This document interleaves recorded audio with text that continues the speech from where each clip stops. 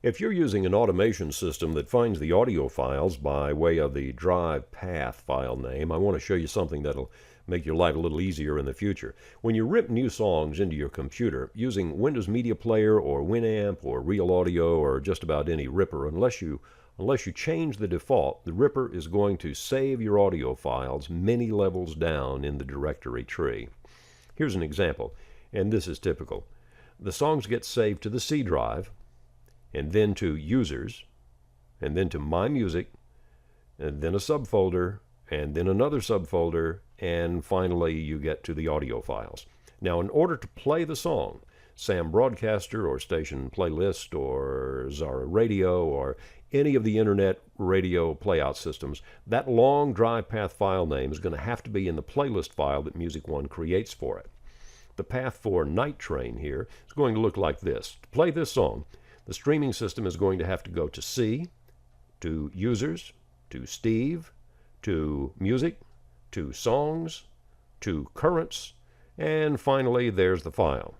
That's 5 levels down. Now, this will work just fine, but it's a long and unnecessary way to go. And while it may be just fine for personal computer listening, for radio, it's rather tedious and inefficient. But the big problem is what happens when you want to move your playout system and your audio files to a new computer. When you copy all of the audio files to that new computer, you're going to have to be very careful and be sure that the full path to the audio files is unchanged, is exactly the same as it was before. Like, if the username on the new computer isn't Steve, but becomes, say, User1, well, this path is going to have to be updated on your entire library. Now, here's my recommended way. Create a master folder directly under one of your primary drives. For most people, that may be the C drive. Myself, I always partition my primary drive with a C and a D. Under my D drive, I have a folder named Library, and all of the songs that I use on my station go into this folder. I have a few subfolders inside it.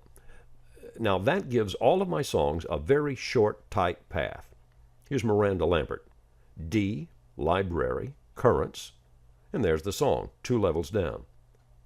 Now, the value of this is, when I replace this computer and get a new one, I'll create a D drive on the new computer.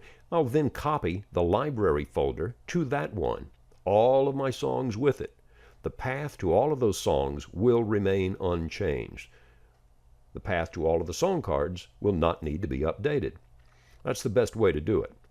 And another thing is, if you're going to follow this plan, make it a point to consolidate all of your song files down to as few subfolders as you can. I've seen some guys that had 15 different folders for Ray Charles, and some of the folders had only 1 or 2 songs in them. Here on my system, a lot of my songs aren't even in subfolders. The path to these is just D:\library, and that works just fine. Remember, when you're using Music One, the folders that the songs are in is not connected in any way to the song scheduling or song rotation. You won't need to move song files from one folder to another ever again, and indeed, that's something you shouldn't do. Just drop your audio files into your preferred folder and leave them there.